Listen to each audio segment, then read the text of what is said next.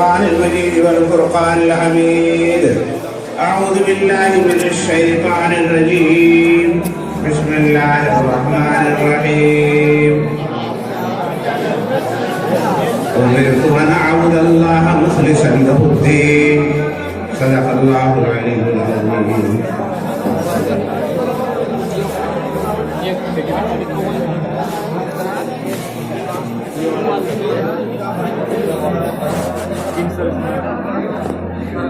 محترم حضرات،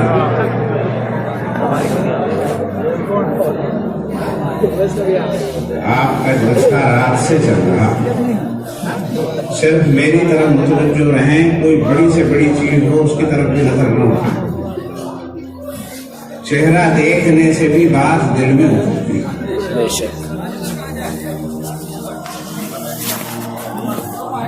رات سے آپ کا جلسہ چل رہا ہے، بہت سارے علماء کرام دور دراز سے تشریف لائے اور آپ کو بعض نصیحت فرمائی. مجھے امید ہے اور خیال ہے کہ ہر موضوع پر، بہت سارے موضوع پر جو ضرورت کے موضوع تھے ان پر بات چیت ہو چکی ہوگی. یہ دینی مدرسہ ہے اور دینی مدرسے کے اندر دو باتیں بہت زیادہ اہم ہوتی ہیں. ایک تو تعلیم.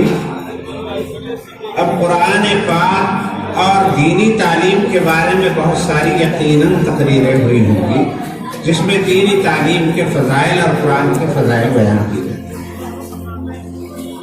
دوسری چیز ہے چندہ، خرچہ چاہیے، چندہ چاہیے، تنخواہیں چاہیے، تعمیر چاہیے، بلڈنگ چاہیے. تو چندہ کی باتیں بھی بہت ساری رات بھی ہوئی ہوں گی اور ایک منظر میں نے بھی اپنی آنکھوں سے دیکھ لیا. اور اس کے علاوہ لوگوں کو کچھ دین کی بات مل جائے، کچھ روح کا سکون مل جائے، کچھ عمل کے لیے کوئی کنجی مل جائے. آپ حضرات نے تو بہت کچھ دیا اور اللہ کا شکر ہے کہ آپ نے اپنے شوق کا پورا مظاہرہ کر دیا. اب آپ یہاں سے جا رہے ہیں، رخصت ہو رہے ہیں، تو کوئی بات ایسی بھی ہونی چاہیے جو خالص، یعنی آپ کے بڑے لوگوں کے کام کی چیز. طلباء کے لیے تو علم دین کی فضیلت بیان کی گئی. جو بچوں کے باپ ہیں انہیں بتایا گیا کہ بچوں کو علم دین سکھانا کس قدر ضروری ہے. پھر اس کے اوپر پیسے کے خرچ کی ضرورت تھی، پیسے کی تشکیل کی گئی اور آپ سے پیسے وصول کیے گئے. الحمدللہ آپ نے ساری باتوں کو غور سے سنا اور اس پر آپ نے عمل کا ثبوت بھی دیا. راتوں سے آپ نے نصیحت سنی ہے اور اپنی جیب سے پیسے نکال کر الحمدللہ آپ حضرات نے دیے. بس اس سے زیادہ دینے کی کیا بات ہوتی ہے. میں نے تو ابھی مولانا محمد ہارون صاحب دامت برکات ان کی زبان سے یہ سنا، جب آپ نے ان کی مٹھیاں اور ان کی دامن جو ہے وہ پیسوں سے بھر دیا کہ صاحب میں آپ کے دینے کا کیسے شکریہ ادا کروں، میرے پاس الفاظ نہیں ہے کہ میں آپ کا شکریہ ادا کروں. اتنا آپ نے دیا. تو مولانا موصوف کا یہ کہنا میرے لیے ایک دلیل اور ثبوت ہے کہ الحمدللہ آپ نے بہت دیا. کتنا دیا بھائی اب تک؟ کل کتنا ہو گیا؟ یہ بتلا رہے ہیں پیچھے والے کہ 11-12 لاکھ روپے کے قریب الحمدللہ آپ نے چندہ دیا، بہت دیا ہے. اور میں جانتا ہوں پہلے سے بھی کہ قاسم پور والوں کو اللہ نے بہت نوازا ہے اور اللہ کے راستے میں یہ بہت خرچ کرتے ہیں، بہت خرچ. بچپن سے چھوٹے سے ہم دیکھ رہے ہیں کہ اللہ نے انہیں نوازنے کا اور مدرسے اور مسجد میں دینے کا، اللہ کے راستے میں خرچ کرنے کا خصوصی جذبہ اور سلیقہ اللہ نے عطا فرمایا ہے. میں کبھی کبھی حضرت والد صاحب رحمت اللہ علیہ کھانا کھاتے ہوتے ویسے ہوتے ان کے پاس ہوتا، ادھر سے حضرت مولانا ضمیر الدین صاحب بولتے ہوئے رہتے تھے، تو کبھی کبھی ان کی زبان سے بھی میں نے یہ جملہ سنا کہ بھئی قاسم پور والوں کو اللہ نے بہت ہدایت دے رکھی ہے اور وہ اللہ کے راستے میں بہت خرچ کرتے ہیں۔ خیر، تو باتیں بہت سی ہو گئی اور آپ نے عمل کی بھی باتیں کر لی۔ میرے اکابرین اور بزرگوں کا یہ طریقہ ہے کہ ضرورت کے مطابق بات کرتے ہیں، جس چیز کی ضرورت ہوتی ہے اس کی بات کی جاتی ہے۔ تو علم کی، عمل کی، اللہ کے راستے میں خرچ کرنے کی، قرآن کی فضیلت کی ساری باتیں تو ہو چکی، اور آپ نے عمل بھی کر دکھایا کہ صاحب اتنا روپیہ 12 لاکھ روپے آپ نے مدرسے کو عنایت فرمائے، اللہ تبارک و تعالیٰ قبول فرمائے، اور جنہوں نے دیا ہے ان کے دینے کو قبول کرے، اور اللہ انہیں زیادہ دینے کی توفیق دے اور ان کے کاروبار میں برکت عطا فرمائے۔ اور بھائی آپ حضرات علماء کی محبت میں یہاں آئے اور بیٹھے ہوئے ہیں، باتوں کو سن رہے ہیں، یہ بھی آپ کی علم، علماء اور بزرگان دین سے محبت کی دلیل ہے۔ بس میں تو ایک مختصر سی بات اب کہوں گا جس کی ضرورت مجھے محسوس ہو رہی ہے، اور اس کے بعد آپ سے رخصت ہو جاؤں گا۔ آپ کے دینے پر رشک آتا ہے، آپ کا دینا، آپ کا بیٹھنا، آپ کا مدرسے کو چلانا، مدرسے والوں سے محبت کرنا، اپنے بچوں کو بھیجنا، یہ سب آپ کی ایمانی حرارت کی دلیل ہے۔ اب میں ایک بات کہنا چاہتا ہوں، اور وہ یہ کہ میرے بزرگوں، اللہ کے راستے میں خرچ کرنے کے دونوں طریقے ہیں۔ چپکے سے دے دیا جائے، یہ بھی ایک طریقہ ہے، اور اعلان کے ساتھ دیا جائے، اس کا بھی ثبوت ہے۔ حضور علیہ الصلوۃ والسلام نے اعلان کے ساتھ بھی دیا ہے۔ تو جہرن دیا جائے، اس کا بھی ثبوت ہے، یعنی اعلان کے ساتھ دیا جائے، اس کا بھی ثبوت ہے، اور آہستہ سے دیا جائے، اس کا بھی ثبوت ملتا ہے۔ کسی بھی طریقے سے آپ اللہ کے راستے میں خرچ کریں، مگر اس کے لیے ایک چیز شرط ہے، اگر وہ چیز نہ ہو تو سارا کا سارا یہ لوہا ہے، اور اگر وہ چیز ہو تو یہ سارا کا سارا سونا۔ اب دے تو دیا ہی آپ نے، اور مدرسے والوں نے لے بھی لیا ہے، اور انشاءاللہ یہ کام آئے گا اور مدرسے میں لگے گا، طلبہ پر خرچ ہوگا۔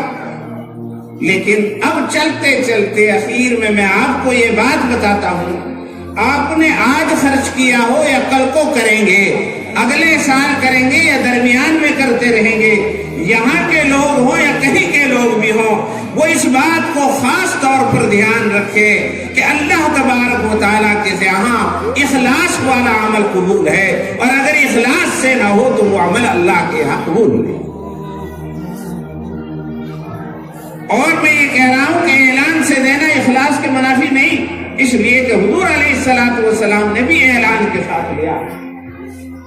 تو اخلاص اور للہیت اس سارے دینے لینے کے لیے ایسی ہے جیسے پارس کی پتھری۔ پارس کی پتھری، پارس کی پتھری جانتے ہو کسے کہتے ہیں؟ پارس کی پتھری ایک پتھری ہوتی ہے، ایک چیز ہوتی ہے، اور صاحب ایک اس کو کیمیا بھی کہتے ہیں، کیمیا۔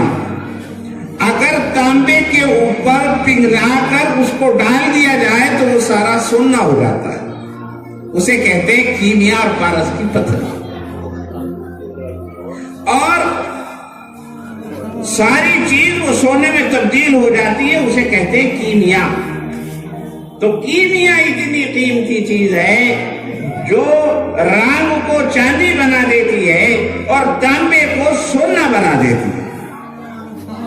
جو پیسہ آپ دیتے ہیں کسی فقیر کو اور کسی سائل کو، وہ ضرورت تو اس کی پوری ہو ہی جاتی ہے، پیٹ تو اس کا بھر جاتا ہے۔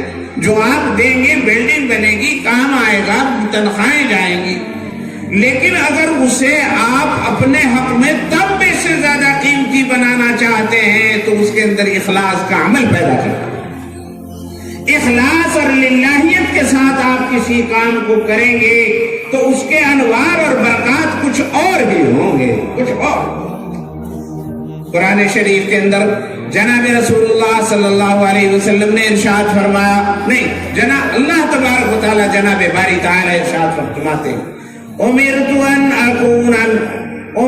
ان اعبد اللہ مخلصا لہ الدین، مجھے اس چیز کا حکم دیا گیا ہے کہ میں اخلاص کے ساتھ اللہ کی عبادت کروں، نماز پڑھوں تو خالص اخلاص کے ساتھ، کسی کے دکھلاوے کا خیال نہ ہو، یہ خیال نہ ہو کہ لوگ یوں کہیں کہ بڑا نمازی تھا، مسجد میں پڑھا رہتا تھا، بلکہ خالص اللہ کی رضامندی کے لیے نماز پڑھے، رات کی تنہائی ہو اور تاریکی ہو، وہ ہو اور اس کا رب ہو اور مسجد کا کونا ہو، اور اس کا سر جھکا ہوا ہو اور اس کا سر سجدے میں پڑا ہوا ہو، رب ذوالجلال کی توجہ اور رحمت اس پر برس رہی ہو، اور پھر یہ اس پر ہاتھ اٹھاتا ہے اور ہاتھ اٹھا کر کے دعا مانگتا ہے، تو اللہ تبارک و تعالیٰ اس کے دامن مراد کو اس کی جھولی کو مراد سے بھر دیتا ہے۔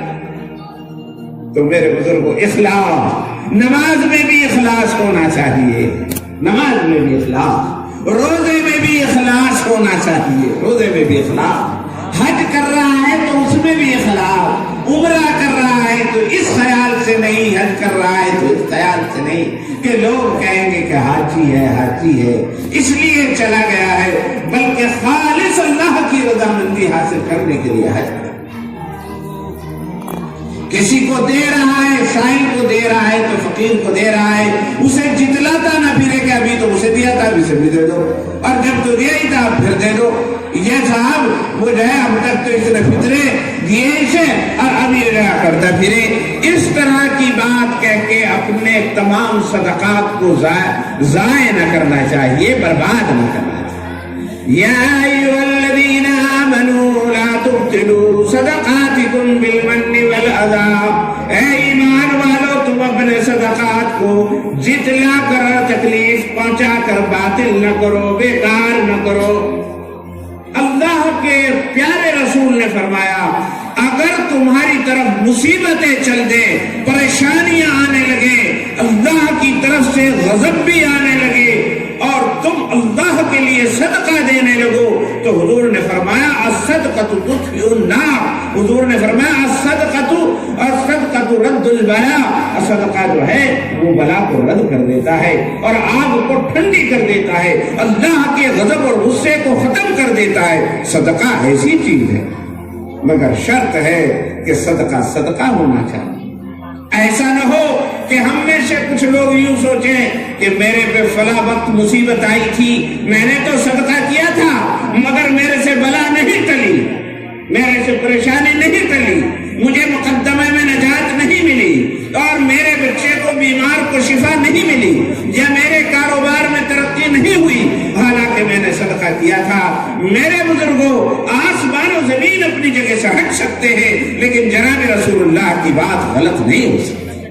اللہ کے رسول نے فرمایا الصدقۃ رد البلاء، صدقہ جو ہے وہ بلا کو رد کر دیتا ہے، ختم کر دیتا ہے۔ صدقہ دینے کی باوجود اگر ہماری بلا نہیں ٹلی تو اس کا مطلب یہ ہے کہ آداب صدقہ میں کہیں نہ کہیں کمی رکھی، اور وہ کمی کیا ہے کہ اللہ دل کو دیکھ رہا ہے، اعلان سے دینے والے کے بھی اور بغیر اعلان کے دینے والے کے بھی دل کو دیکھ رہا ہے کہ اس کی نیت کیا ہے۔ اگر صرف یہ نیت ہے، صرف اور صرف یہ نیت ہے کہ دوسرا بھی دے دے، اس کو بھی حرص لگ جائے، تو اللہ تبارک و تعالیٰ کے یہاں یہ اعلان بھی برا نہیں، لیکن اگر ذرا سا بھی خیال یہ ہے کہ اللہ کو تو پتہ چلے نہیں چلتا جو کچھ بھی ہے، لیکن گاؤں والوں کو پتہ چل جائے کہ میں نے اتنا دیا ہے تاکہ میری وہاں جو ہے حیثیت بن جائے اور میرا ایک مقام بن جائے اور مجھے الٹ پلٹ کرنے کا حق مل جائے، اگر اس طرح کی کوئی بھی نیت ہے تو اگرچہ ہم کہیں یا نہ کہیں اللہ رب العزت دیکھ رہا ہے، وہ عالم الغیب والشہادہ ہے، وہ دلوں کے اندر بھی جھانک کر دیکھتا ہے کہ کوئی کس لیے کہہ رہا ہے۔ میرے بزرگوں، میرے بزرگوں، تو جو بھی کاملہ آپ نے جو کر لیا ہے بہت اچھا جو کر لیا ہے، اللہ تبارک و تعالیٰ قبول فرمائے۔ اعلان بھی دے سکتے ہیں، لیکن یہ کیا کہ اعلان پر ہی دیتے ہیں، بغیر اعلان کے دیتے ہی نہیں۔ یہ کیا بات ہے؟ اعلان ہی پر دیں گے، اعلان ہوگا جمعرات میں تو دیں گے، اور اگر کسی وجہ سے نہیں دیا ہو سکا، بیمار ہو گیا، حاضر نہیں ہے، کوئی بات نہیں ہے، تو اس دن کیوں نہیں ہوا؟ یوں بتاؤ کیوں نہیں؟ اس دن چندہ مسجد کا یا مدرسے کا کیوں نہیں ہوا؟ اگر اعلان نہیں ہوا، کیا کوئی وہاں لینے والا نہیں تھا؟ کیا رسید کاٹنے والا نہیں تھا؟ تو سوچنے کی بات ہے۔ اعلان ہی اعلان پر دینا اور چپکے سے نہ دینا دلالت کر رہا ہے اس بات کی کہ کہیں نہ کہیں کچھ نہ کچھ تھوڑی سی کھوٹ۔ میں پیاری پیاری سی بات کروں، لیکن یہ بات نہ بتاؤں کہ اخلاص بہت شرط ہے۔ اگر ہمارے اعمال میں اخلاص ہو جائے تو خدا کی قسم ہم اپنی آنکھوں سے خدا کی رحمتوں کو اترتا دیکھیں، اپنی آنکھوں سے ہم دیکھیں کہ صاحب مطلب یہ کہ بلائیں رد ہو رہی ہیں، حالات اچھے ہو رہے ہیں، پریشانیاں دور ہو رہی ہیں۔ جب اخلاص آ جاتا ہے عمل میں تو وہ عمل ایسا ہو جاتا ہے جیسا کہ سونا۔ جب تک اخلاص نہیں آتا تو اس وقت میں مطلب یہ کہ وہ جو ہے اس کے اندر روحانیت نہیں ہوتی۔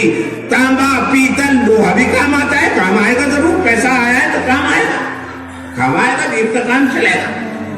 بس مجھے چلتے وقت میں آپ کو یہی بات کہنی تھی کہ جو کام بھی کرو، نماز پڑھو، روزہ رکھو، حج کرو، زکات دو، اللہ کے راستے میں خرچہ کرو، مسجد بناؤ، مدرسے میں دو، سارے کاموں کے اندر اخلاص کو رکھو اور اس کا ثبوت بھی دو۔ جب اعلان ہو اور مانگا جائے، مولوی صاحب یہاں بیٹھ کر کے کہیں دے دو اللہ کے نام پر، تو یقیناً بڑھ چڑھ کر کے دو، مگر کبھی کبھی ایسا بھی کرو کہ 10-20 ہزار روپے چپکے سے بھی پکڑا جاؤ اور دے جاؤ کہ صاحب یہ ایسا بھی کبھی کبھی ہونا چاہیے، ایسا بھی ہونا چاہیے۔ اور اگر کبھی اعلان نہ ہو تو مدرسہ کورا ہی رہ جائے، ایسا بھی نہ ہونا چاہیے۔ مانگنے والا اگر مولوی نہ ہو تو ملے ہی نہ کچھ، اس وجہ سے یہ بھی سوچنا چاہیے، اور مدرسے والوں کو بھی یہ سوچنا نہ پڑے کہ اگر مانگنے والا نہ آیا تو لوگ دیں گے ہی نہیں، کیونکہ مانگنے کا فن سب سے نہیں آتا، یہ کسی سے آتا ہے، کسی سے نہیں آتا۔ تو اس لیے میرے بزرگوں، میں آج کی اس میں یہ تعلیم دینا چاہتا ہوں کہ آپ اتنے دینے والے بنے، کیا ہے کوئی مانگے یا نہ مانگے، زور سے مانگے یا آہستہ سے مانگے، اعلان ہو یا نہ ہو، اور آپ جو ہے وہ بے تحاشا۔ میرے بزرگوں، کوئی 50,000 روپے کی بھینس لائے یا لاکھ روپے کی لائے، پتہ نہیں مجھے تو پورا کہ کتنی قیمت چل رہی ہے، تو بات تو یہ ہے بھینس تو وہ ہے جو بس مطلب اس کے بیچتے ہی پہنچ جائے اور دے دے۔ جسے سواں لگانا پڑا اس سے کبھی خوش نہیں ہوتا بھینس والا۔ بھینس والا سواں لگا کے بھی نکال لیتا ہے مگر اس سے کبھی خوش نہیں ہوتا۔ تو ہمیں بھی سوچنا چاہیے کہ ہمارے اندر سے سواں لگانے کے بعد ہی کیوں نکلتا ہے اور وہ پہلے کیوں نہیں نکلتا۔ جب آپ ایسی بھینس پسند نہیں کرتے جس کے سواں لگا کے نکلتا ہو، تو آپ اپنے لیے عمل کیوں پسند کرتے ہیں کہ کوئی آپ کو صدقہ بھی کرے، کوئی آپ کو بہت ہی زیادہ ابھارے، تبھی آپ دیتے ہیں، ورنہ نہیں دے پاتے۔ اگرچہ ابھر کر دے دینا بھی بڑی بات ہے، یہ نہیں کہہ رہا میں، ابھر کے دے دینا بھی بڑی بات ہے، ورنہ بازے تو ایسے اکھڑ ہو جاتے ہیں کہ انہیں سواں بھی لگاؤ جاؤ جب بھی اس میں سے قطرہ نہیں نکلتا۔ لیکن صاحب اللہ کا شکر ہے آپ دینے والے ہیں، میں پہلے کہہ چکا ہوں بات دینے والے ہیں، اور جب کوئی کہہ دیتا ہے بس پھر تو کوئی حد ہی نہیں رہتی آپ کی، لیکن مجھے بھی کہہ دینا چاہیے وہ بات، اور یہ میں محبت پہ کہہ رہا ہوں۔ خدا کی قسم یہ تمہارا 12 لاکھ روپے اگر 12 کی بجائے 120 لاکھ روپے بن جائے اللہ کے یہاں، اور صاحب مطلب کروڑوں میں بدل جائے اخلاص کی بدولت، تو پھر یہ کوئی اچھی بات نہیں ہوگی۔ میں تو یوں کہہ رہا 12 لاکھ تو قبول ہو گئے، اب ان 12 لاکھ کو اگر 12 کروڑ بنانے ہوں تو اپنی نیتوں کو صحیح کرو، اپنی نیتوں کو صحیح کر لو، اور آگے جب بھی دو اللہ کے لیے، خالص اللہ کے لیے دو، تو پھر یہ 12 لاکھ نہیں ہوتے بلکہ 12 کروڑ بن جائے۔ اور میں ایسے نہیں کہہ رہا. حضور علیہ الصلوۃ والسلام نے ارشاد فرمایا کہ جو لوگ میرے صحابہ ہیں اور فتح مکہ سے پہلے ایمان لے آئے، اگر وہ ایک مٹھی جو اللہ کے راستے میں خرچ کر دیں تو دوسرے مسلمانوں کے احد پہاڑ کے برابر خرچ کرنے سے زیادہ، دوسرے پہاڑ کے برابر خرچ کر دیں تب بھی میرے ان صحابہ کے برابر نہیں ہو سکتا جنہوں نے ایک مٹھی جو اللہ کے راستے میں خرچ کر. کیوں میاں اتنی طاقت کہاں سے آ گئی ان کے ایک جو میں؟ یہ طاقت ہے اخلاص کی، اخلاص کی. ایک جنگ کا واقعہ یاد آ گیا اخلاص کی بنیاد پر. ایک جنگ ہوئی ہے، جنگ احزاب، جسے جنگ خندق بھی کہتے ہیں. جب مشرکین مکہ کی ویسے کچھ نہ چلی، مکے کے لوگ، کافر لوگ اکٹھے ہو کر 10,000 آدمیوں کے مجمع کے ساتھ چھوٹی سی بستی مدینے کے اوپر حملہ ہوا. 10,000، جبکہ صحابہ کی تعداد کل اس وقت حضور نے مردم شماری بھی کرائی، احادیث میں آتا ہے صرف 3,000 اور کمزور تھے اور وہ طاقتور تھے، بہت زبردست طاقتور تھے. اور مدینے کے اندر جو یہودی تھے وہ بھی حضور کے مخالف اور دشمن تھے، تو اندر بھی حضور کے مخالف تھے اور 10,000 آدمیوں نے آ کے الغار کر دی تھی. حضور علیہ الصلوۃ والسلام نے جب دیکھا کہ ان سے مقابلے کی ہمت نہیں، حضور نے مشورہ کیا بھئی کیا کرنا چاہیے. تو ایک صحابی تھے، وہ ایران کے علاقے کے تھے، فارس کے تھے، حضرت سلمان فارسی. انہوں نے کہا کہ ہمارے ملک کے اندر یہ طریقہ ہے، اگر کہیں باہر کا دشمن بڑا طاقتور آ جائے اور ان سے لڑنے کی ہمت نہ ہو تو شہر کے ارد گرد ایک خندق کھود دیتے ہیں، اس میں لکڑیاں ڈال کر کے آگ جلا دیتے ہیں، اس طرح اپنے آپ کو محفوظ کریں. حضور کو یہ رائے پسند آئی اور حضور علیہ الصلوۃ والسلام نے وہ جو ہے تفصیلات تو کیا بتائی جائیں، بس یہ خندق کھودی اور جبل سلا ہے، ایک پہاڑ ہے، حجاج نے دیکھا ہوگا کہ وہ اس طرح ہے جبل سلا، مطلب اس طرح ہو گیا، اس طرح ایک سائڈ اس کی کھلی ہوئی ہے. تو سارے مدینے والوں کو کہا وہاں چلے جاؤ، تو یہاں بلا لیا اور ایک سائڈ جو سامنے سے کھلی ہوئی تھی اس سائڈ میں خندق کھود دی اور یہاں حضور علیہ الصلوۃ والسلام اور سارے صحابہ جمع ہو گئے. تو صاحب خندق کہیں سے چوڑی بھی تھی اور کہیں سے کچھ کم بھی تھی. تو ان کافروں کے اندر ایک بہت بڑا پہلوان تھا اور اس کا نام تھا عمرو بن عبد ود. بہت بڑا آدمی تھا، بہت طاقتور تھا، وہ 200 آدمیوں سے طرح لڑ لیا کرتا تھا. تو وہ جو ہے خندق پار کر کے کسی طریقے سے یہاں آ گیا. عمرو بن عبد ود اندر آ گیا اور اس نے کہا بھیجو محمد، کسے بھیجتے ہو؟ تمام صحابہ وہاں موجود تھے. حضور علیہ الصلوۃ والسلام نے فرمایا میں یبارزہ، تم میں سے کون شخص ہے جو اس کی مبارزت اور مقابلے کے لیے جائے؟ ایک لڑکا 20-22 سال کا کھڑا ہوا، اس نے کہا انا یا رسول اللہ. حضور علیہ الصلوۃ والسلام نے فرمایا اجلس، بیٹھ جا. پھر حضور نے فرمایا میں یبارزہ، کون اس کے مقابلے میں جائے گا؟ پھر وہی لڑکا کھڑا ہوا، اس نے کہا انا یا رسول اللہ منع ہوا ضرور، میں اس کے ساتھ مبارزہ. پھر جناب والا تیسری دفعہ حضور نے پھر فرمایا میں یبارزہ، کون ہے کہ اس کے مقابلے میں جائے؟ پھر وہی لڑکا کھڑا ہوا. جانتے ہو وہ لڑکا کون تھا؟ وہ حضور علیہ الصلوۃ والسلام کا چچا زاد بھائی علی بن ابی طالب رضی اللہ تعالی عنہ. جوانی اچھی تھی، عمر اچھی تھی لڑنے کی. حضور اکرم صلی اللہ علیہ وسلم نے انہیں اپنے پاس بلایا، ان کے بدن پر ہتھیار لگائے اور حضور نے فرمایا اسد اللہ الغالب، یہ اللہ کا شیر ہے، ہمیشہ غالب ہی رہے گا، غالب ہی رہے گا، کبھی پچھڑے گا نہیں. تو یہ علی مرتضی رضی اللہ تعالی عنہ، مطلب یہ کہ وہ جو ہے ادھر کو بڑھے. وہ آیا عمرو بن عبد ود، تو وہ تو گھوڑے پر سوار ہے اور حضرت علی پیدل ہے. ان پہ گھوڑے گاڑے کہاں، یہ پیدل ہے اور عمر بھی تھوڑی ہے. عمرو ابن ود پرانا قسم کا خواب اور بڑا پہلوان تھا. تو صاحب اس نے پوچھا ہاں بھائی کیا نام ہے انہوں نے کہا کہ میرا نام علی ابن ابی طالب ہے. نہیں، پہلے تو پوچھا ارے محمد نے بچے کو بھیج دیا، بچے کو بھیج دیا، بھلا اس کی تو کھیلنے کھانے کی عمر ہے، موت کے منہ میں بھیج دیا. میرے سامنے تو کوئی بچ کے جاتا ہی نہیں، بچ کے جاتا ہی نہیں، تو صاحب انہیں موت کے منہ میں بھیج دیا. جا کے محمد سے کہو کسی بہادر کو بھیج، اس بچے کو بھیج دے. حضرت علی نے فرمایا کہ میدان جنگ میں ڈینگ نہیں ماری جاتی بلکہ جوہر دکھلائے جاتے ہیں، تو جوہر دکھلاؤ. اس نے پھر پوچھا تیرا نام کیا ہے؟ اس نے حضرت علی نے فرمایا میرا نام علی ہے، ابو طالب کا بیٹا ہوں، عبد المطلب کا پوتا ہوں. انہوں نے کہا ارے تو میرا بھتیجا ہی ہے، اور صاحب مطلب دوستی کی بنیاد پر کہہ دیا کہ میرا بھتیجا لگتا ہے. حضرت علی نے کہا کہ صاحب یہ جو ہے موقع ان چیزوں کا نہیں ہے، اپنے کچھ جوہر دکھلائیے. تو جب اس نے دیکھا کہ علی جو ہے وہ نیچے ہے اور وہ اوپر ہے، تو صاحب مطلب یہ کہ وہ جو ہے وہ بھی نیچے اتر آیا. اور اس نے مطلب یہ کہ جب کچھ وار سے کیے تو حضرت علی نے پہلے تو اسے کرتب دکھلائے اور اسے دکھلایا کہ واروں کو کیسے کاٹا جاتا ہے.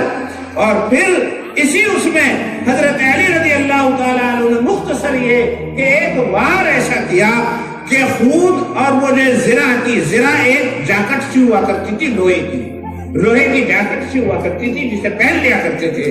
تو انہوں نے جو وار کیا تو یہاں لگ کر زرہ کاٹتے وقت اس طرح گزرا، اور اتنا طاقتور تھا کہ ایک دفعہ تو تلوار صاف اس طرح نکل گئی جیسے کسی پھل میں کو نکل جاتی ہے، اور اسے احساس بھی نہیں ہوا. تو حضرت علی نے کہا ذرا آگے کو جھکتے تھے دیکھو تمہارا دشمن، تو آگے کو جھکا تو سر نیچے گر گیا. اور پھر حضرت علی رضی اللہ تعالی عنہ نے اللہ اکبر کا نعرہ کر کے مطلب یہ کہ اسے پھینک دیا. اسی پر فتح ہو گئی. ہاں مجھے جو بتانا تھا وہ تو اصل میں بھول ہی گیا. جب یہ لڑائی ہو رہی تھی تو شروع میں ویسے لڑائی ہوئی بغیر تلوار، اور عمرو ابن عبد ود حضرت علی کے سینے پر بیٹھ گیا. حضرت علی کے سینے پر نہیں، حضرت علی رضی اللہ تعالیٰ عنہ عمرو ابن عبد ود کے سینے پر بیٹھ گئے اور ارادہ تھا کہ اس کا قتل کر دے. مگر عمرو ابن عبد ود نے حضرت علی کے منہ پہ تھوک دیا. جیسے ہی تھوکا تو غصہ آنا چاہیے تھا، اور غصہ آ کے اور جلدی کام کر دیتے، مگر حضرت علی نے اسے چھوڑ کر کے ایک طرف ہٹ گئے. پھر دوبارہ ہوئی، پھر جب دوبارہ ہوئی تو عمرو بن عبد ود نے کہا کہ بھتیجے تو واقعی طاقتور اور بہادر تو بہت ہے، لیکن تو ابھی بچہ ہے تو کچھ جانتا نہیں. نے کہا کہ کیوں؟ وہ یوں کہ تو نے مجھ پہ قابو پا لیا تھا، اور قابو پانے کے بعد تو مجھے قتل کرنے پر پوری طرح قادر تھا، اور کھسیانی بلی کھمبا نوچے میں نے تیرے منہ پر تھوک دیا تو تجھے اور غصہ آنا چاہیے تھا، مجھے قتل کر دیتا، مگر تو مجھے چھوڑ کر کھڑا ہو گیا. یہ تیری نادانی تھی. اتنے بڑے طاقتور دشمن پر قابو پا کر کے چھوڑنا نادانی اور بے وقوفی ہے. چونکہ ایک دفعہ آدمی نے قابو پا لیا، کوئی ضروری تو نہیں کہ دوبارہ بھی قابو پا لے.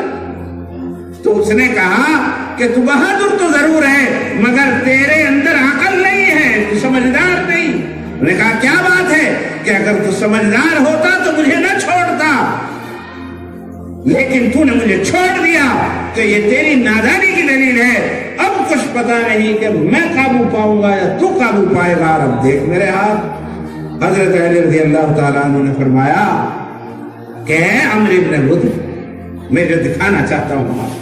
حضرت علی نے کہا کہ میرا آپ کا کوئی جھگڑا نہیں ہے، میری آپ کی کوئی لڑائی نہیں ہے، نہ زمین کی ہے نہ جائیداد کی ہے، نہ ملک کی ہے نہ حکومت کی ہے، نہ کسی عورت کی ہے نہ کسی سواری کی ہے. میں تو فقط اللہ کو راضی کرنے کے لیے تیرے سے لڑ رہا ہوں. یہ جان کی بازی جو میں دینے آیا ہوں کسی دنیا کو حاصل کرنے کے لیے نہیں، بلکہ خالص اللہ کو راضی کرنے کے لیے میں جان کی بازی دینے کے لیے آیا ہوں. تو میں خالص اللہ کے لیے تیرے سے لڑ رہا تھا، مگر جب تو نے میرے منہ پر تھوک دیا تو میرے دل کا غصہ بھی اس میں شامل ہو گیا. میرے دل کا کہ اس نے میری توہین کیوں کر دی, میرے منہ پر کیوں کھینچ لیا. تو میں نے اپنے دل کا جائزہ لیا تو میرے دل میں شہادت کے علاوہ, جہاد کے علاوہ اپنے دل کا غصہ بھی مجھے شامل نظر آیا. مجھے یہ گوارا نہ تھا کہ کسی کو میں قتل کروں اور اس میں اللہ کے علاوہ کسی اور کی شرکت ہو. یہ مجھے منظور ہے. میں بھی جانتا ہوں کوئی ضروری نہیں کہ اب دوبارہ میں تیرے اوپر قابو پا جاؤں. ایسا بھی ہو سکتا ہے کہ تو قابو پا جائے اور میں مار دیا جاؤں, مگر مجھے اخلاص کے ساتھ مرنا منظور ہے, لیکن ریاکاری کے ساتھ مارنا منظور ہے. یہ تھی حضرت علی رضی اللہ تعالیٰ عنہ کا اخلاص کہ اپنے نفس کی شرارت سے بچ گئے. تو جن کے اندر اتنا اخلاص ہو, اس اخلاص کی بنیاد پر جناب رسول اللہ صلی اللہ علیہ وسلم نے فرمایا میرے صحابہ اگر ایک مٹھی جو صدقہ کر دیں اور تم احد پہاڑ کے برابر بھی صدقہ کر دو تو اس کے برابر دیں. اس سے پتہ چلتا ہے کہ ساری طاقت اور قوت جو آتی ہے اعمال کے اندر اخلاص سے. جب اخلاص کے ساتھ عمل ہوتا ہے تو وہ اخلاص بڑا طاقتور ہو جاتا ہے, اور بغیر اخلاص کے اگر عمل ہوتا ہے تو وہ طاقتور نہیں. تو آپ قرآن پڑھیں, تسبیح پڑھیں, نماز پڑھیں, عمرہ کریں, اللہ کے راستے میں خرچ کریں. تو میرے پیارو یہ سبق یاد رکھنا, اللہ کے نزدیک جو اہمیت ہے وہ اخلاص کی ہے, للہیت کی ہے. اللہ کی محبت میں اللہ کو راضی کرنے کے لیے جو کام کیا جائے اللہ اس سے خوش ہوتے ہیں. اور کسی اور کو تو بھکا بھی دے, اللہ میاں کو کیا بھکائے, وہ تو دل میں جھانک کر دیکھ رہے ہیں. میرے بزرگوں, جب عمل اخلاص کے ساتھ ہو جاتا ہے تو آدمی کا عمل ایسا ہو جاتا ہے جیسا کہ کیمیا کہ کسی چیز پر رگڑ لگ جائے تو اس کے اندر جو ہے سونا بن جاتا ہے, وہ تانبا پیتل اور لوہا ہے. بزرگان دین اولیاء اللہ, بزرگان دین اولیاء اللہ وہ اس پر ابھارتے ہیں, پہلے عمل پر ابھارتے ہیں, پھر عمل کے اندر اخلاص کو ابھارتے ہیں. میرے بزرگوں, رات سے آپ کو عمل کی تلقین کی گئی, قرآن پڑھو, قرآن پڑھاؤ, مدرسے میں دو, یہ سب عمل تھا, اور یہ بہت اچھا عمل ہے, اعمال صالحہ ہے, جن کا ثواب اللہ کے ہاں ہوگا. میرے بزرگوں, لیکن اگر اخلاص کے ساتھ ہوگا تو اس کی بات ہی کچھ اور ہوگی, اس کا نور ہی کچھ اور ہوگا. مجھے ایک قصہ یاد آ گیا. ایک بزرگ ہوئے ہیں حضرت بابا فرید گنج شکر رحمۃ اللہ علیہ.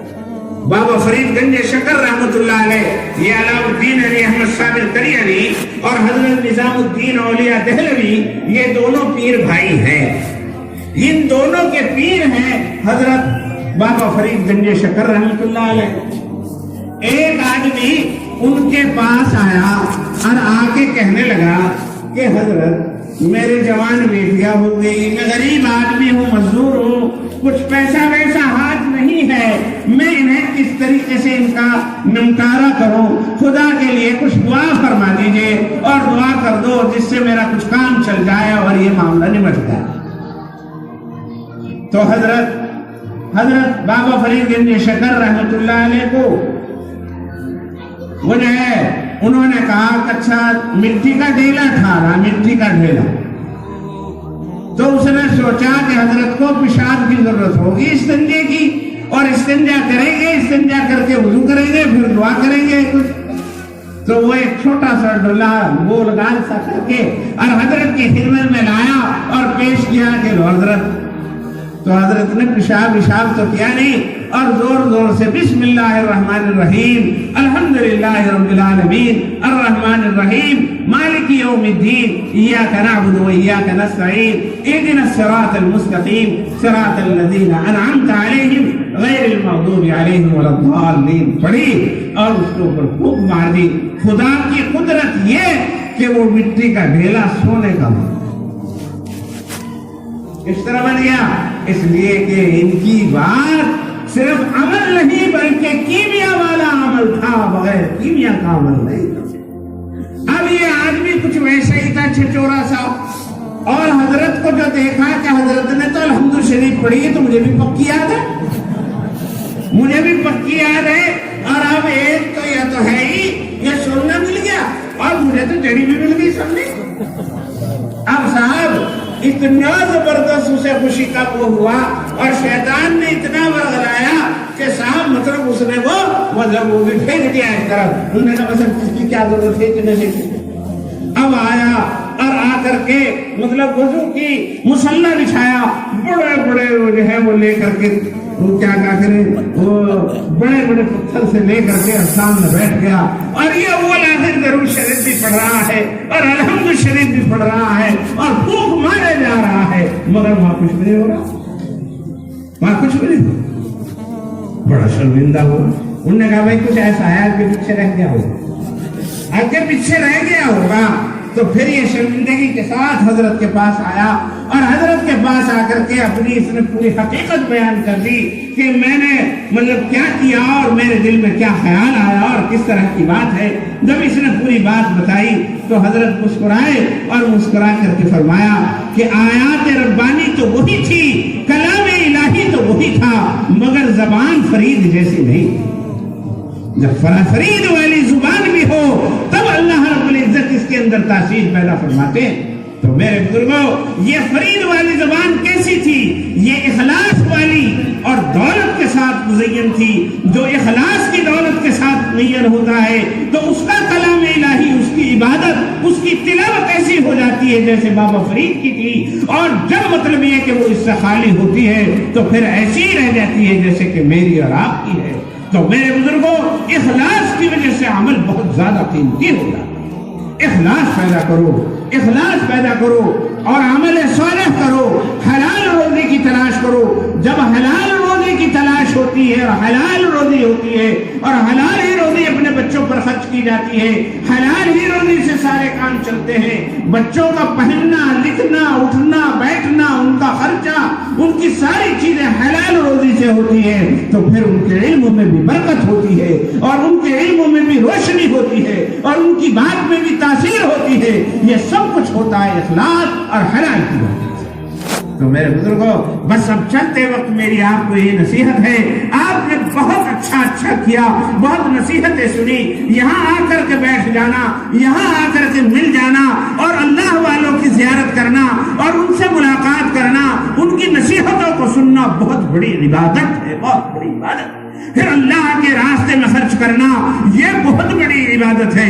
اللہ کا شکر ہے آپ نے سارے کام کر دیے ہیں. اب مجھے اخیر میں اس کے علاوہ اور میں کیا کہتا کہ میرے بزرگوں اس سارے پیتل تانبے کو, اس سارے کو, اس 12 لاکھ کو اگر 12 کروڑ بنانا چاہتے ہو تو اس کے لیے اخلاص کی قوت پیدا کرو. اخلاص کی قوت پیدا کرو گے تو یہ 12 لاکھ نہیں ہوں گے بلکہ 12 کروڑ سے بھی زیادہ بڑھ جائیں گے. آپ کو اس کا ثواب جو ملے گا اس کے ساتھ ملے گا. اخلاص کی کوشش کرو, اخلاص کے ساتھ عمل کرو. اور میرے بزرگوں یہ اخلاص کی کیمیا یوں نہیں حاصل ہوتی, یہ بات بھی کہے بغیر نہیں رہا جا رہا. اخلاص کی کیمیا کہاں سے لائے؟ عمل تو ہم نے سیکھ لیا, الحمد شریف تو سیکھ لی, قرآن شریف تو سیکھ لیا, نماز بھی پڑھنی ہم نے سیکھ لی, لیکن اخلاص کی دولت کہاں سے لے کر کے آئے جو ہماری نماز کو طاقتور بنا دے اور ہماری نماز کے اندر اثر اور تاثیر پیدا کر دے؟ میرے بزرگوں یہ چیز ہوتی ہے اپنے آپ کو مٹانے سے. جب آپ آدمی کسی اللہ والے کے ہاتھ میں ہاتھ دے کر اپنے آپ کو مٹاتا ہے, اپنے نفس کو ختم کرتا ہے, تو اپنے نفس کو ختم کرنے کی وجہ سے اللہ اسے بقا کی صفت ادا کرتا ہے. وہ اللہ کی صفات کے ساتھ متصف ہو جاتا ہے. یہ بغیر مٹے اور اپنے آپ کو مٹائے بغیر نہیں ہو سکتی. یوں کہتے ہیں جب تک میں رہا ڈھونڈتا پھرتا تھا خدا کو, اور جب میں نہ رہا یار کو خود خانے میں دیکھا. جب تک انسان کے اندر میں رہتی ہے, انا رہتی ہے, میں کچھ ہوں, میں میرا مال, میری پارٹی, میری طاقت, میرا علم, میرا مرتبہ, میرا عہدہ, یہ میں جب تک رہتی ہے اور اس کا غرور اور گھمنڈ رہتا ہے تو اللہ تو اس کے پاس کو بھی نہیں گزرتا. اللہ کے انوار اور اللہ کی برکتیں جب آتی آتی ہے انسان کے اندر جب انسان کے اندر میں نکل جاتی ہے. جب تک میں رہا ڈھونڈتا پھرتا خدا کو، اور جب میں نہ رہا یار تو خانہ میں دیکھا. بزرگان دین کے پاس آیا جایا کیجئے، اولیاء اللہ کی خدمتوں میں حاضری دیا کیجئے، اور ان سے اپنے نفس کی اصلاح کرایا کیجئے. جب اپنے نفس کی اصلاح کریں گے تو پھر اپنے اندر سے یہ میں نکلے گی، اور جب میں نکلے گی تو عمل کے اندر اصلاح. ایک بادشاہ تھا، اسے بھی کیمیا کا بڑا شوق تھا، بڑا کیمیا. چونکہ بادشاہوں کے پاس اگر بڑا خزانہ ہوتا ہے لیکن وہ چاہتے یوں ہے کہ اور ہو جا اور ہو جا اور خزانہ ہو جائے اور چاندی سونا ہو جائے. تو اسے بڑی لگی ہوئی تھی اس بات کی کہ کسی طرح کیمیا مل جائے اور سونے سے اپنے خزانوں کو بھر لے. مگر وہ جو ہے وہ پوچھتا رہتا ہے بھائی پتہ لگاؤ کیمیا کس کے پاس ہے. اب وہ جو ہے سننے میں آتا اس کے پاس ہے، اسے وہ کرتے ان سے کہتے میرے پاس کہاں سے آئی. بہرحال پتہ ہی نہ چلا. ایک آدمی نے پھر اس کی سی آئی ڈی نے بتایا، کسی نے بتایا کہ اگر کیمیا کسی کے پاس ہے تو وہ جو فلاں گاؤں میں سکا رہتا ہے اس کے پاس، فلاں گاؤں میں جو سکا رہتا ہے اس کے پاس ہے. بادشاہ کو اتنی دھنتی چاہے کچھ ہو جائے کہ کیمیا دے دی ضروری، چاہے کتنی ہی اس کے لیے وہ کرنی پڑے. تو بادشاہ نے اپنا وہ کاروبار وزیروں کا سپرد کیا کہ لو بھائی اسے چلاؤ، شروع میں جا رہا ہے. بغیر بتائے وہ چپ چاپ وہاں سے چل دیا. اس نے بھیش بدلا، ایک عام آدمی کا بھیش مسافر کا اس نے کرا، اور آ کر کے وہیں اس کے سکے کے ہاں ٹھہرا. جھوپڑا ایک چھوٹی سی بہتر اور ایک جھوپڑا حقہ پینے والا، ویسے نماز پڑھتا تھا، اللہ اللہ کرتا تھا. تو صاحب مطلب وہاں آ گیا، آ کے کہا کہ میں مسافر ہوں، مجھے مطلب کوئی ٹھہر جا یہاں تو بس ایسے ہی ہے. تو صاحب مطلب یہ کہ وہ ٹھہر گیا، جیسی رکھی سکھی تھی اسے کھلا دی. صاحب پھر دوسرا وقت ہوا، پھر یوں ہی پھر انہوں نے کہا 3 دن ہو گئے، بس مہمان کی اتنی ہی ضیافت ہو گئی 3 دن. تو نے کہا بھائی تیرا کیا ٹھکانا ہے؟ بس 3 دن ہو گئے، تیرا کیا ہے؟ انہوں نے کہا جی میرا کوئی نہیں، نہ میرے ماں باپ بھی مر گئے، میرے نہ کوئی شادی بیاہ، نہ میرے کوئی اولاد، نہ میرا کوئی گھر بار، نہ کچھ، میں تو لاوارث ہوں اور ٹھیا ڈھونڈتا پھر رہا اور کوئی ٹھیا مجھے ملا نہیں. بس مجھے تو آپ ہی ٹھیا نظر آ رہے. آپ ہیں، آپ میرے باپ، اور یہ جو گھر میں ہے یہ میری ماں. بس میں تو یوں سوچ رہا مجھے ٹھیا مل جائے اور میں آپ کی خدمت کر کے زندگی گزار دوں. بس میں تو یہ سوچنا چاہ رہا اور مجھے کچھ نہیں چاہتا. مجھے تو سر چھپانے کی جگہ چاہیے، کہنے کو ایک باپ چاہیے، ایک ماں چاہیے، اور جو ہے سکھ کی روٹی چاہیے. میں اپنا مزدور سے کر دوں. اب وہ جو ہے وہ مزدوری بھی کرتا. اس کے سکتا تھا، وہ پانی بھرتا تھا تو پانی بھی لوگوں کے بھرتا، اور وہ جو ہے شام کو اس کے پاؤں بھی دباتا، اور صاحب مطلب یہ کہ اس کا جو ہے حقہ بھی تازہ کرتا، سرم بھی بھرتا. اور اس نے خدمت کی انتہا کر دی. 1 دن 2 دن 1 مہینہ 2 مہینہ اس نے پورا وقت لگا دیا اس کی خدمت میں. اب وہ سکا بھی اندر حیران تھا، سکا پکا. تو صاحب مطلب یہ کہ حیران تھا. وہ دیکھ رہے تھے اس بات کو کہ حقیقت میں اخلاص ہے اس میں یا کسی چکر میں آیا. چونکہ اسے پتا تھا کہ لوگوں کو کہیں نہ کہیں پتا ہے میری کیمیا کا، اور لوگ کیمیا کے چکر میں آتے ہیں. تو دیکھو یہ پکا ہے یا کچا. مدتوں خدمت لیتا رہا، رگڑتا رہا، سوچتا رہا کہ بڑا جمنا ویسے لگے. پھر ایک دفعہ آزمانے کو اسے کہا، اب وہ ارے بیٹا تو کیوں کس چکر میں؟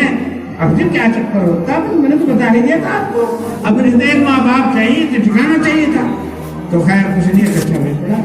پھر جناب والا کچھ دنوں کے بعد پھر انہوں نے تھوڑا سا جانچنا شروع کیا. اس نے کہا کہ ایسا ہے میرے پاس کیمیا ہے. بس اتنا ہی کہا کہ اتنی اگر یہ دنیا دار ہوگا تو اتنے بھی الٹ ہوگا. مگر یہ بھی بڑا پکا تھا. اس نے کہا کہ جی بڑے میاں مجھے کیمیا کامیا کا کیا کرنا، بس مجھے تو تمہاری سرپرستی کافی، مجھے کیمیا کامیا کچھ نہیں چاہتی. میں کیمیا کے چکر میں نہیں آیا ہوا، میں تو آپ کے خدمت میں آیا. تو بہت دنوں تک پھر خدمت کی. پھر خدمت کرنے کے بعد بہت دنوں کے بعد پھر مطلب یہ کہ جب انہیں یقین ہو گیا اور انہوں نے کہا کہ بھائی میرے مرنے جینے کا کچھ پتا نہیں، کان پکے ہیں، کسی بھی وقت مر جا ہو سکتی ہے، اور میرے پاس کیمیا آتی ہے اور میں چاہتا ہوں کہ وہ دولت تجھے مل جائے اور میں تجھے وہ بتا دوں۔ تو اس نے پھر میری کہا کہ کوئی ضرورت نہیں ہے، اور مجھے کیا ضرورت ہے اس بات کی، اور کچھ نہیں، کچھ نہیں۔ اور پکا سا ہوا، مگر افسوس یہ کہ یہ اعتراف کروا کے کہ بڈھے کے پاس کیمیا آئے اور وہ راتھی کو حاضر کرا، وہاں سے فرار ہو گئے اور آ کر کے پھر بادشاہ، بس وہ پھر بادشاہ تو تھے ہی، اپنی گدی میں بیٹھ گئے، تاج پہن لیا، وردی پہن لی، سارے لوگ کہاں گئے تھے کہ گیا تھے کسی کام سے۔ اگلے روز جشن منایا، بہت جشن منایا، اور ان بڑے میاں کو بھی کہا انہیں بھی لے کے آؤ وزیر کو، وہ ستے کو بھی بلا کے، اور بادشاہ نے پھر کہا کہ بھائی جس کے پاس کیمیا آتی ہے وہ کیمیا بتا دو، وہ کیمیا بتا دو۔ بادشاہ کو بہت ضرورت ہے، بادشاہ کی ضرورت کو پورا کرنا بہت ضروری ہے خزانے میں۔ انہوں نے کہا کیمیا ہمارے بتاتے نہیں، ہمارے بتاتے نہیں۔ اس بڑے میاں نے بھی کہا ہمارے بتاتے نہیں، بڑے میاں پہچان نہیں سکے تھے کہ وہ ہی۔ تو پھر بادشاہ سلامت نے کہا بڑے میاں جھوٹ بول رہے ہو، تمہیں کیمیا آتی ہے؟ انہوں نے کہا اگر میرے پہ کیمیا آتی تو میں جھوپڑے میں رہتا، میں جھوپڑے میں رہتا۔ یہ خدا کا نظام ہے اور شرط ہے کہ اگر کسی کو کوئی طاقت مل جاتی ہے تو وہ بیجا اس طاقت کا اظہار نہیں کرتا۔ یہ کیمیا اگر مل گئی تو اس کا مطلب یہ نہیں کہ محل بنا لے، بلکہ کیمیا اگر مل گئی ہے تو وہ لوگوں کی مخلوق خدا کی خدمت کے لیے ملی ہے، وہ اپنے مطلب یہ کہ جائیداد بنانے کے لیے نہیں۔ لیکن کہا بڈھے میاں نے یعنی اگر میرے پاس کیمیا ہوتی بادشاہ سلامت تو پوچھ رہے ان سے کیسے جھوپڑے میں سے لائے ہیں، میں اس جھوپڑے میں رہتا۔ لیکن اب بادشاہ کو تو کسی یقین کرانے کی ضرورت نہیں تھی، وہ تو اپنے کان سے سن سکے تھے کہ اس کے پاس کیمیا ہے، مجھے کیمیا دینا تھی۔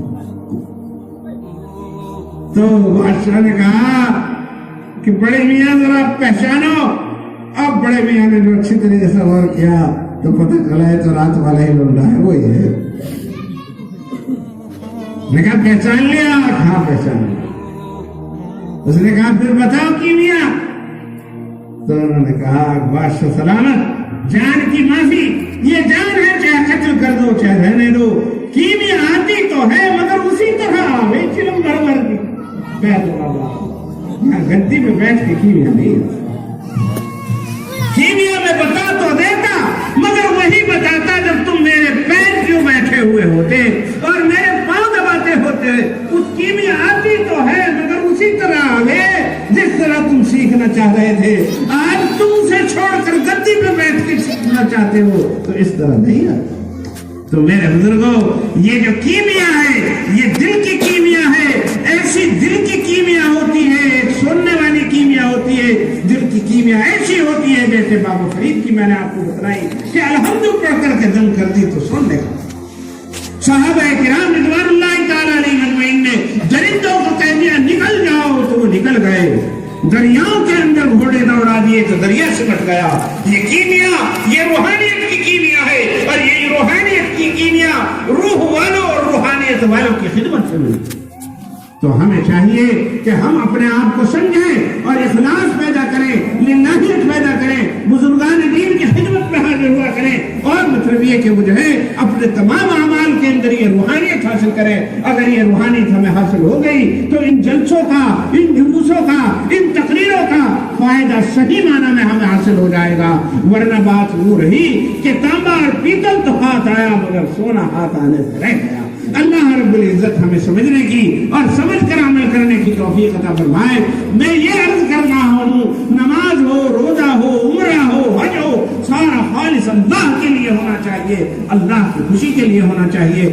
یہ جو کچھ آپ نے دیا اللہ اسے قبول فرمائے، مقبول فرمائے، اس کا اجر بہت بہت دے۔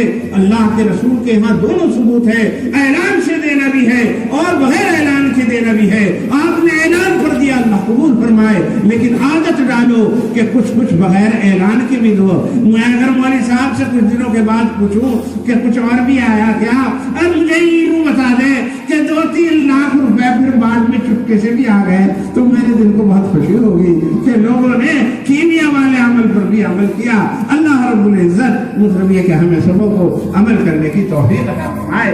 भाई ऐलान को तो तुम लोगों ने दिया ही है, मगर मैं आपको छोड़ करके जा रहा हूँ कि बगैर ऐलान के भी दें, बगैर ऐलान के भी दे।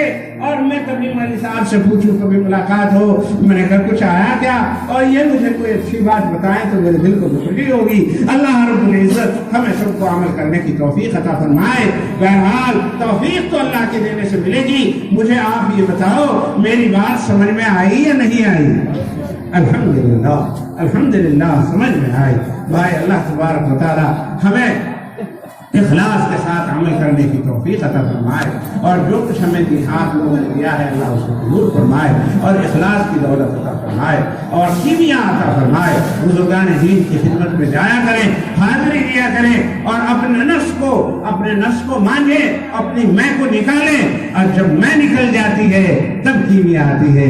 बादशाह के अंदर जब तक बादशाहत रही तो बादशाहत की गद्दी पर बैठ कर कीमिया ना आई, और सबके ने बता दिया अगर कीमिया चाहिए तो वहां पैरों में आकर के बैठो, वहां से मिलता है। अल्लाह रब्बुल इज्जत हमें समझकर अमल करने की तौफीक अता फरमाए।